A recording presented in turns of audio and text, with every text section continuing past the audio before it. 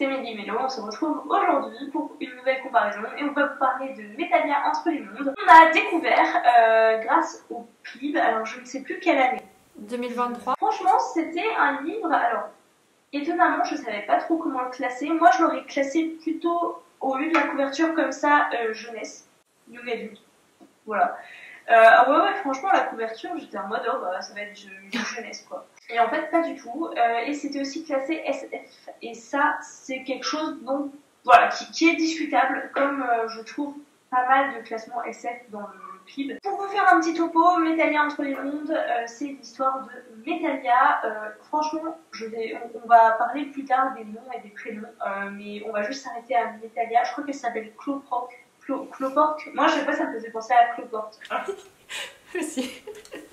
Elle est pacificatrice. Qu'est-ce que c'est qu'un pacificateur? C'est en gros un mélange entre un agent de sécurité, un policier, un gendarme, un détective privé. Tout ça en une seule personne, puisque là-bas il y a une libéralisation extrême des métiers de la surveillance et de la sécurité, qui est donc distribués, en fait les contrats sont distribués à un pacificateur. Donc a priori il faut quand même une petite licence de pacificateur, hein, quand même, tu peux pas faire ça comme tu veux, mais tout le monde peut rentrer dans le game si on a envie, il n'y a pas besoin d'avoir des diplômes spéciaux ou quoi que ce soit. Et donc Métalia, qui est un personnage fort intéressant et on reviendra dessus également, se retrouve mêlée à une enquête pour meurtre. Mêlée dans le sens où elle va enquêter, pas dans le sens où elle est partie prenante. Ce qui est très intéressant avec ce personnage, c'est que contrairement à beaucoup de livres qui sont uniquement dans le genre policier ou thriller, enfin enquête, c'est que l'héroïne n'enquête pas forcément pour son propre plaisir, c'est pas forcément une passion, elle le fait pour l'argent, par besoin matériel tout simplement. Et oui, elle est un petit peu emportée par l'enquête, elle a un petit peu envie de découvrir le meurtrier, mais voilà, elle serait pas prête à renoncer à tout ce qui est important dans sa vie pour cette enquête-là. Une autre chose très intéressante avec cette héroïne, c'est qu'elle est anxieuse et surtout elle a beaucoup de tocs et elle est complètement imparfaite. C'est ça que j'ai vraiment beaucoup aimé et en fait, c'est exprimé dès le début. Hein.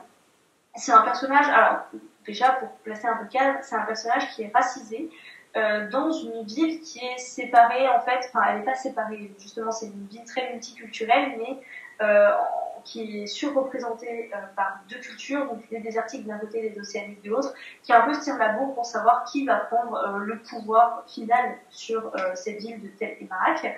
Et les mélanges entre les désertiques et les océaniques sont jamais vus d'un très bon œil. Et donc les océaniques, ils sont racistes envers les désertiques, et les désertiques envers les océaniques. Et donc quand on est entre les deux, et ben on subit le racisme de tous les côtés. Donc ça, j'ai trouvé que c'était vraiment une bonne façon d'amener le sujet du racisme et en plus ça sert l'histoire hein, puisque bah, forcément au cours de son enquête elle va se retrouver face à des gens désertiques, face à des gens océaniques, face à l'administration, donc le gouvernement d'un côté, tout ça, donc c'était très très bien fait et effectivement c'est un personnage complètement imparfait, c'est-à-dire que alors, non seulement elle est imparfaite, mais en plus, elle n'a pas, à part son anxiété, de caractéristiques de ouf. Hein. C'est-à-dire qu'on a quand même un personnage qui a eu une enfance de merde, mais pas non plus tragique et pas forcément plus merdique que d'autres enfances. Elle n'a pas fait d'études, elle n'est pas d'une intelligence exceptionnelle, elle n'est pas surdiplômée, surqualifiée, elle n'est même pas la meilleure dans son propre métier, en fait. C'est ça que j'ai aimé dans ce personnage, c'est qu'elle est présentée comme Madame Tout le Monde, et ça change. Voilà, des héros qu'on a l'habitude de voir en SFFF. Donc on a vraiment une enquêtrice, tout ce qu'il y a de plus bateau, qui fait des erreurs d'ailleurs, qui mène pas ses trucs jusqu'au bout. C'est un personnage qui fait pas mal d'introspection aussi, donc ça nous permet à la fois d'en savoir plus sur son monde, mais aussi d'en savoir plus sur elle et de comprendre un peu ses tocs, son anxiété. Donc voilà, franchement, top, enfin gros point positif avec ce personnage. J'ai peut-être un tout petit truc à vous dire. L'anxiété, je dirais que... Alors, c'est compliqué à expliquer. J'ai trouvé que l'anxiété n'était pas forcément super bien représentée, au sens où ce qui la caractérise vraiment beaucoup l'anxiété, c'est les tocs. Il y a quelques caractéristiques physiques, mais qui sont finalement assez peu présentes. Alors, je me doute que toutes les crises d'anxiété ne se ressemblent pas, mais voilà, je suis pas forcément... En fait, je suis pas professionnelle, je ne connais que ma propre expérience et celle de quelques copains, mais voilà, c'est pas mon métier. Je dirais que l'anxiété est peut-être pas forcément hyper bien représentée. Pour moi, c'est vraiment plus les TOC qui la caractérisent que l'anxiété. Arrête pas de répéter qu'elle est anxieuse en fait. Moi, c'est ça le problème. C'est peut-être le petit bémol dans la construction du personnage, c'est que ces TOC, on les voit, ils n'ont pas besoin d'être pointés du doigt, on les voit, enfin voilà, ils sont là. D'ailleurs, peut-être un peu trop. Ça, c'est le point négatif qui est un point négatif sans en être un. Vous savez, genre le truc qui est vraiment très très très appuyé, mais parce que c'est ça qui construit le personnage. Du coup, c'est un peu trop, mais en même temps, si c'était pas ça, le personnage il serait pas aussi bien. Vous voyez. Et en fait, je dirais que ce qui me gêne avec l'anxiété, c'est que c'est pas forcément montré physiquement, à part les tocs, c'est que c'est dit en fait. Mon anxiété ci, l'anxiété ça, et en fait, c'est plus dit que montré, et ça, moi, c'est ça que je pense qui me gêne un petit peu. Voilà, mais c'est un petit point négatif sur un personnage qui est, je trouve, très bien construit. Pour ce qui est des autres personnages, ils sont ok, assez intéressants. Par contre, la petite chose qui m'a un peu fait tiquer vers le premier quart du roman, c'est les dialogues. Les dialogues avec un personnage en particulier, l'autre personnage principal masculin, on va dire. On est placé dans un récit avec une plume qui est plutôt adulte, un univers, oui, plutôt adulte. Entre la frontière entre le young adulte et l'adulte, ça peut passer dans les deux, je pense. Mais par contre, les dialogues sont assez basiques, voire un peu adolescents en fait, entre ces deux personnages-là. Avec les autres personnages, il y a moins de dialogue, donc c'est un peu plus difficile à dire. Mais vraiment, moi ça m'a choqué la différence entre ces dialogues-là et les descriptions à côté. Et l'âge des personnages aussi qui sont clairement adultes, qui sont dans une vie d'adulte, qui ont une introspection plutôt adulte je pense. Et vraiment les dialogues entre eux c'est des jeux un petit peu gamins. Et bon évidemment leur relation pour moi est un peu évidente, un peu facile. Par contre une chose qui est vraiment très bien c'est le côté dynamique du récit. On démarre sur les chapeaux de roue littéralement. Les pistes de l'enquête s'enchaînent et les personnages courent un petit peu partout. Et ça se lit vraiment très très vite du début à la fin. Le rythme est équilibré. C'est vrai que c'est un roman qui nous embarque direct. Il n'y a pas de phase un peu longuette. En fait, finalement, les phases que j'ai trouvées les plus longues, c'est les interchapitres qui se voulaient présents pour amener, je pense, du contexte autour de l'univers. Et finalement, qui, je trouve, était pas... Enfin, c'est sûr que j'ai trouvé le plus long et que j'ai vu un peu en diagonale. Alors je les ai pas trouvés longs parce qu'en soi ils sont très courts, ils font à peine une page je pense, mais par contre ils ont vraiment aucun lien avec l'histoire.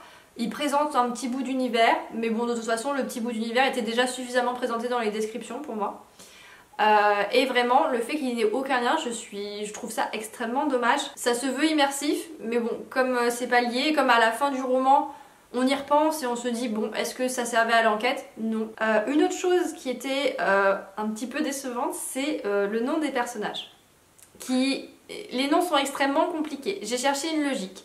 J'ai joué un peu comme si c'était des énigmes en essayant de remplacer de faire des correspondances entre les lettres, de modifier l'ordre etc. J'ai rien trouvé donc du coup il n'y a pas forcément de signification derrière. Ou sinon une signification que je n'ai pas trouvée. Ces noms de personnages compliquent le récit pour pas grand chose.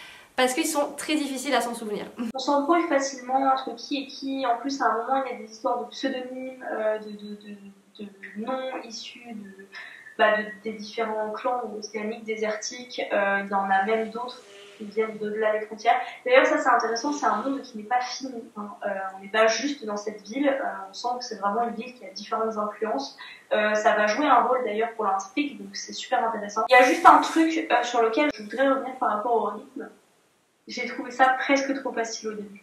Voilà, j'ai trouvé que le rythme était rapide, sans accroc, et du coup c'était presque trop facile pour l'héroïne, mais en même temps ça s'explique et ça n'empêche pas elle de faire des erreurs, donc du coup ça rattrape complètement. Mais voilà, il y a le petit côté un peu ça reste une enquête quand même, ça devrait pas être aussi simple.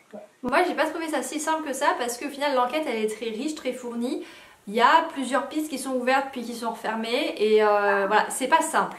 En fait, c'est ça le truc, c'est qu'au début, on dirait pas, tu vois, genre le tout début de l'enquête, c'est très facile et c'est genre elle trouve des indices presque trop faciles, tu vois, et je me suis dit, ça aurait eu le mérite d'être un peu plus compliqué, mais comme ça s'étoffe par la suite, finalement, c'est quand même un bon lancement, quoi, tu vois.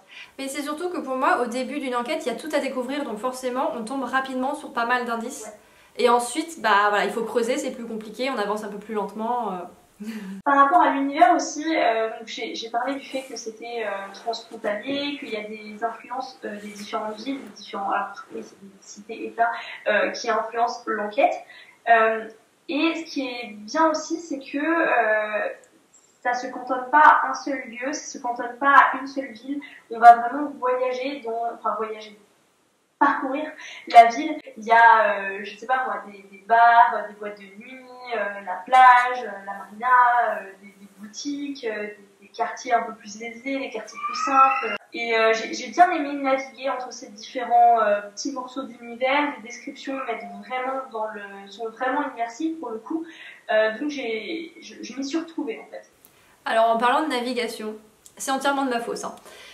Mais moi j'ai été un peu déçue pour ça, parce que en voyant la couverture et le titre, Metalia entre les mondes, je m'attendais à ce que, comme on se retrouve dans un univers de science-fiction, elles prennent un vaisseau et elles fassent des enquêtes entre les planètes, et qu'on voyage de planète à planète. Et pas du tout. Mais bon, voilà, jamais ça a été mentionné dans le résumé, hein, c'est vraiment de ma faute. Ce qui nous permet de faire le lien avec la partie science-fiction. Parce que c'est pas de la science-fiction au sens français du terme. Hein. Très clairement, on est sur de la fantasy dans un univers, on va dire éventuellement post-apo, et même ça, c'est pas forcément trop sûr. Hein. Mais très clairement, on est face à une source d'énergie, une évolution qui est différente de celle que nous on connaît dans notre monde, mais qui n'est pas expliquée. Il y a 2-3 trucs, on comprend qu'il y a des labos de recherche et que voilà, si vous voulez, ça part pas de rien, mais ça reste de la magie, qui est originale pour le coup, que je trouve assez bien intégrée au quotidien des gens, mais c'est de la magie. J'aurais pas dit originale parce qu'en fait, même s'il y a quelques explications, on comprend pas comment elle fonctionne, on comprend très peu de choses sur cette magie qui est abordée d'une manière presque scientifique.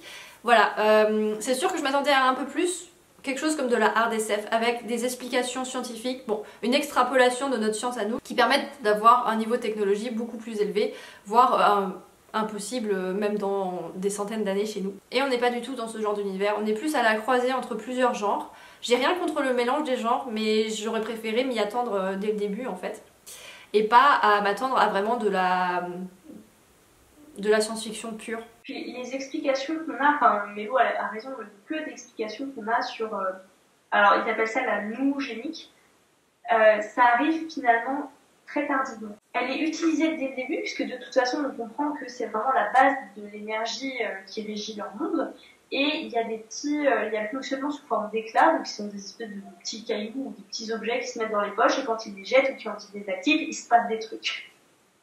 Mais finalement, les explications sur quelle est la base de cette magie, énergie, ça reste effectivement peu développé et ça vient, je trouve, très tard.